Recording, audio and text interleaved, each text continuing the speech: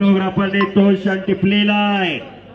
खरोखर आज 24 फेब्रुवारी 2024 ऐतिहासिक खासबाग मैदान, खासबाग केसरी कोण होणार आणि सलामी झाली।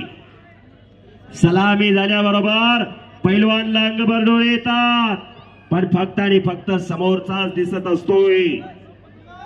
ही कुस्ती आहे, फोटोग्राफर पत्रकार फिरते राहावा आणि एक वेळ शबास सलामी पासून खडाखडीची कुस्ती चालू झाली। थांबणे त्यांच्या रक्तात नाही। जरा सर्वांनी एक वेळ मोठ्याने जयघोष करायचा आहे। लोकराजा छत्रपती शाहू महाराज की,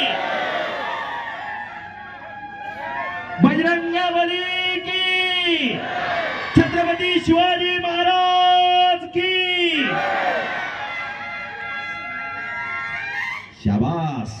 आणि खऱ्या अर्थानं समाधानाचं तेज पैलवान संग्राम कांबळे यांच्या चेहऱ्यावरती दिसायला लागलेला आहे आणि मनोमनी म्हणायला लागले याचसाठी केला होता टास्क। सुंदर बाहेरची टांग लावण्याचा प्रयत्न होता भारतचा, पण ते जाणलं पृथ्वीराजने।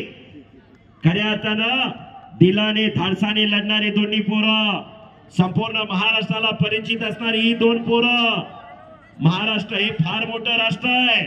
माझी सांगितलं महाराष्ट्राची भूमी शूरवीरांची भूमी आहे, पैलवानांची भूमी आहे, आद्य क्रांतिकारी नेत्यांची भूमी आहे आणि संतांची भूमी आहे। अज्ञानी समाजाला ज्ञानी करण्याचं काम करतात ते संत, डोक्याने चालतात ते मंत। ही संतांची भूमी, ही पैलवानांची भूमी, ही शूरवीरांची भूमी। तांबड्या मातीतील रांगडा खेळ कुस्ती, हजारो वर्षापासून चालत आलेली ही कुस्तीची परंपरा।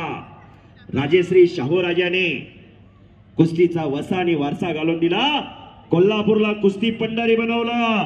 राजेश्री शाहू राजाने या कोल्हापूरच्या खासबाग मैदानामध्ये अखंड भारतातले अनेक दिग्गज पैलवान लढून गेले।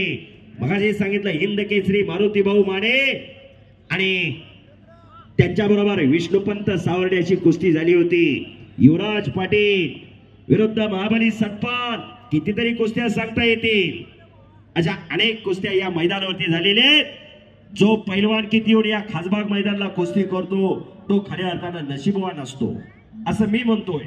जीवनात येऊन एकदा काशीला जावं, तसं जीवनात येऊन एकदा खासबाग मैदानाला कुस्ती बघायला यावं।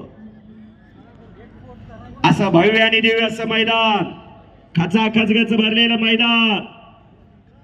येणारी पिढी निरोगी आणि निर्विसली राहावी, सशक्त आणि बलशाली व्हावी, यासाठी पैलवान संग्राम कांबळे आणि त्यांच्या सुविध पत्नीवर बापरे आणि पंचाचा निर्णय